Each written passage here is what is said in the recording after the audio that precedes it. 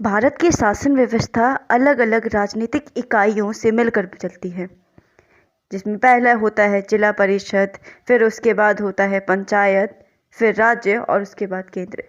सारी की सारी इकाइयां अपने अपने क्षेत्र में अत्यंत महत्वपूर्ण हैं। कहा जाता है किसी बिल्डिंग के निर्माण में अगर उसकी नींव बहुत अच्छी होगी तो बिल्डिंग खुद ब खुद अच्छी बनेगी और लंबी चलेगी। नमस्कार, मैं आकांक्षा गुप्ता स्वागत करती हूं आपका टैलेंट हरियाणा न्यूज़ के एक विशेष कार्यक्रम चुनाव पे चर्चा में। आज हम मौजूद हैं कनो गांव में, ये जानने के लिए जिला परिषद चुनाव को लेकर यहाँ लोगों के बीच में क्या गहमा गहमी है और यहाँ पर लोग किसको जिला परिषद चुनाव में जिताना चाहते हैं। तो चलिए बात करते हैं मेरे पीछे खड़े हुए कुछ लोगों से। मेरे पीछे कुछ महिलाएं भी खड़ी हैं और कुछ बच्चे और कुछ जवान लोग भी खड़े हैं जो कि इस चुनाव को लेकर बहुत ज़्यादा जोशीले हैं। तो चलिए सबसे पहले शुरुआत करते हैं कुछ बुजुर्ग और कुछ ज़्यादा समझदार औरतों से। आइए। नमस्कार, आपका नाम? कमला जी, कमला। कमला।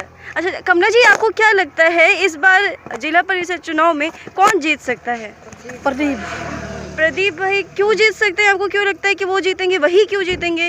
बहुत अच्छा बच्चा है जी। बच्चा ने खिलावा। भारत में कोई बने नहीं तो भारत का विकास गांव का सुविधा होगा, कुछ उसी लिए हमने चुना है। अच्छा, वही अच्छी सुविधा के लिए ही बच्चे को चुना जाता है। अच्छा, आपको क्या लगता है, आप क्योंकि यहाँ पे कनो गांव की रहने वाली हैं, आपको पता है कि बहुत सारी समस्याएं होंगी यहाँ पर। आपको क्या लगता है क्या क्या समस्याएं हैं जिसको सबसे पहले निपटान करने की जरूरत है यहाँ कनो गांव में? जिस तरह भी कई है, ये जिस तरह पार्क बना दे भी, हम अम्बेडकर बना तो दिया, दीवार काट दी, तो इसमें पार्क बनानी चाहिए भाई। न्यू है यो पढ़ा लिखा बना होगा जिदे कमी गांव का सुधार होगा। वही कोई गांव का। हाँ, बार प्लस टू में जाती लड़कियां, गांव वाले उसमें जाती हैं ग्वांड में, तो भाई गांव का प्लस टू का स्कूल हो जाए। सबसे ज़्यादा परेशानी तो यही है कि लड़कियां बाहर जाती हैं, भाई लेट हो जाती हैं तो बहुत समस्या हो जावा है। तो सबसे बड़ी समस्या तो यही है कि हमारे से प्लस टू ही स्कूल हो जावे। वैसे हर काम की भाई सुविधा। और मतलब देख रहे हैं आप इस टाइम लोगों की ज़्यादा से ज़्यादा ये मत है कि उनका जो प्रत्याशी हो, जो जीता हुआ बंदा हो, वो पढ़ा लिखा हो। पढ़ा लिखा हो भाई, क्योंकि पढ़ा लिखा क्यों हो? आपको क्या लगता है कि वो पढ़ा लिखा नहीं है भाई? पढ़ा लिखा वो ही कुछ कर सकेगा, है नहीं भाई? बाहर निकलोगे बेला जितने बाहर नहीं पता चलेगा। चार दीवार में बाहर खिलाना खातर लीजिए भाई बहुत से बच्चे हैं आज कामयाब कर दिए, तो इसी का सपोर्ट है इसलिए। मतलब जो प्रदीप जी हैं वो कोच रह चुके हैं और उन्होंने कई सारे बच्चों को उनके भविष्य को सुधारने में मदद की है। चलिए और लोगों से बात करते हैं। मेरे साथ खड़ी हैं कुछ और, इनसे बात करते हैं। आपका नाम? सत्यवान जी। सत्यवान जी। सत्यवान जी, आपको क्या लगता है कि इस बार जिला परिषद चुनाव में कौन जीत सकता है? प्रदीप को जिताने को सोच रहे हैं जी। ऐसा क्यों? वही क्यों और क्यों नहीं? और तो पढ़े लिखे जो बच्चा है, आगे के लिए ज्ञान है, युवा को आगे बढ़ा रहा है, खेल कूद में बच्चों को आगे काट रहे हैं।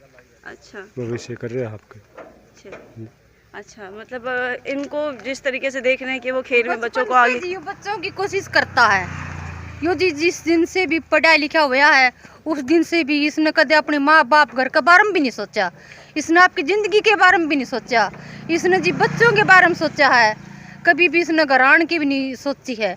सदा के लिए बच्चों के लिए, खिलाने के लिए, बार मदद के लिए, कोशिश के लिए, कहाँ भी मजबूरी हो वहाँ भी वो पूछता है मदद के लिए। कोई भी चीज़ की मुसाफत आती हो, इसके दौरे एक बार पता आ जाए, कोई भी खबर नहीं करो फिर भी अपने आप चल पड़ता है। हम तो पूछते रहते हैं प्रदीप कहाँ है, वो भी नहीं बताता भाई मैं वहाँ, मुझसे पता हो रही थी मैं वहाँ जा रहा था, अपने आप है नहीं। हम बाट भी देख के जान फिर बतांदा भाई वहाँ मुश्किल हो गई थी मैं वहाँ गया था। सदा के लिए बच्चों के साथ रहता है यो। इसने कदे पढ़ लिख के भी आपकी ज़िंदगी के बारे में नहीं सोचा, इसने बच्चों के लिए सोचा, सदा के लिए, खिलाने के लिए, सदा के लिए बाहर ले जाता, खिला लेंदा, खेल लेंदा, आप भी उनके साथ हांडे जाता, कभी नहीं सोचा इसने आपकी ज़िंदगी के बारे में भी और कदे घर के बारे में भी। सदा सदियों के लिए इसने बच्चों के बारे में सोचा है जी। बिल्कुल। और क्योंकि जो इंसान बच्चों के लिए सोच रहा है, आम लोगों के लिए सोच रहा है, वो इंसान, क्योंकि बच्चे ही भविष्य होंगे, जो भविष्य को सुधारने वाले होंगे वो बच्चे ही होंगे। जितने अच्छे बच्चे होंगे उतना अच्छा हमारा समाज होगा।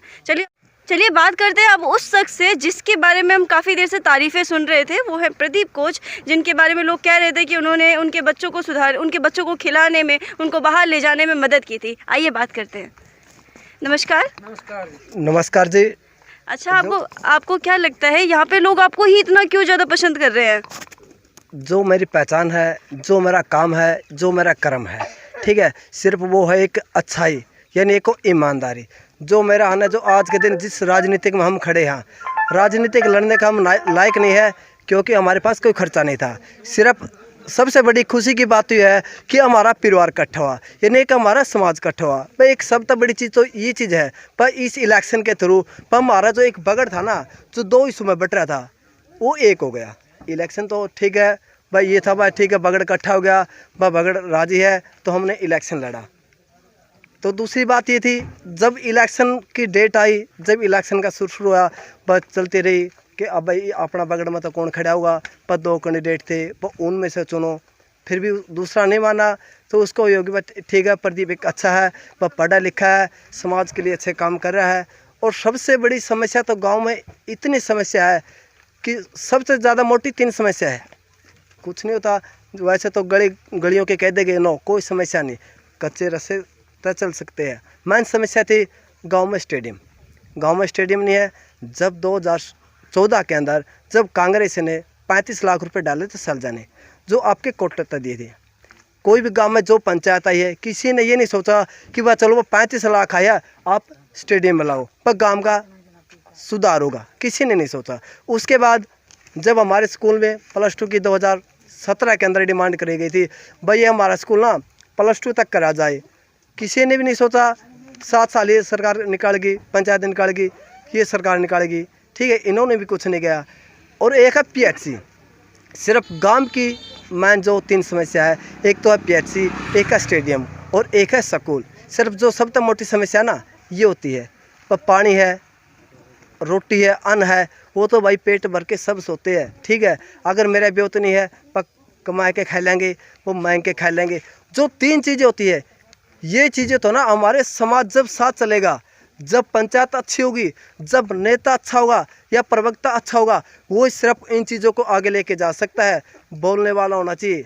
अगर जब गूंगा हो ना, उसके कुछ नहीं बिकेगा। अगर जब कोई बोलने अच्छा है, वो कहते ना एक कहावत है, वह बेचने तो नहीं, पर काकड़ी भी बेच जे और बिका को नहीं सेब भी।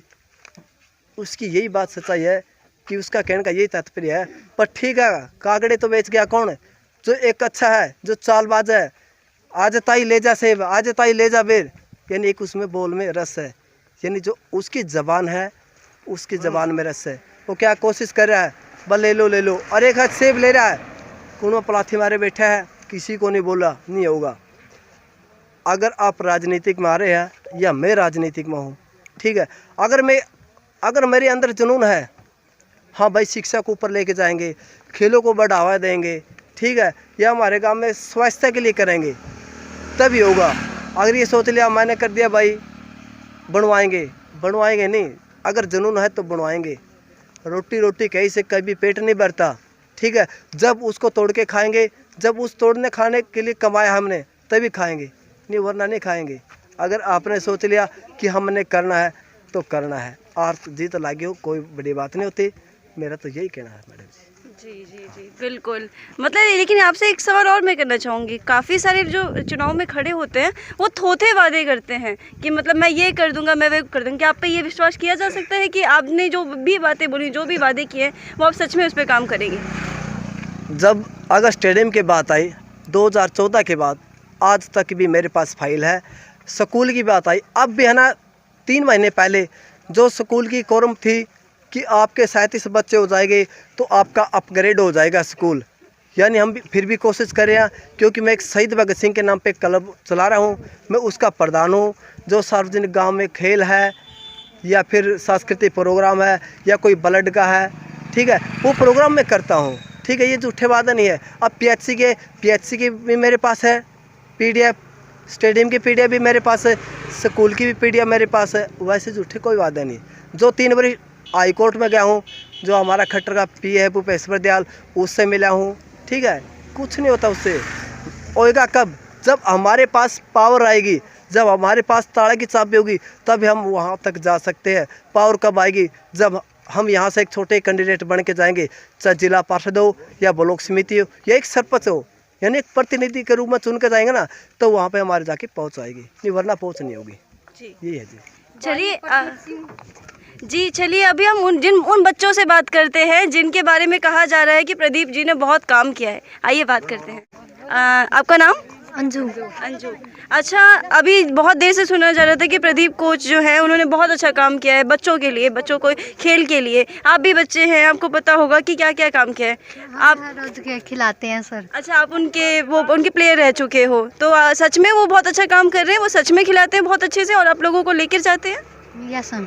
अच्छा, मतलब देख रहे हैं जिनके बारे में कहा जा रहा था कि बच्चों के लिए खिला रहे हैं, जिनके बारे में कहा जा रहा था कि वो सुधार करना चाहते हैं, मतलब कुल मिलाकर ये कहा जा सकता है कि प्रदीप को जो है वो जीतने के चांसेस रखते हैं और जीतने के उम्मीदवार हैं।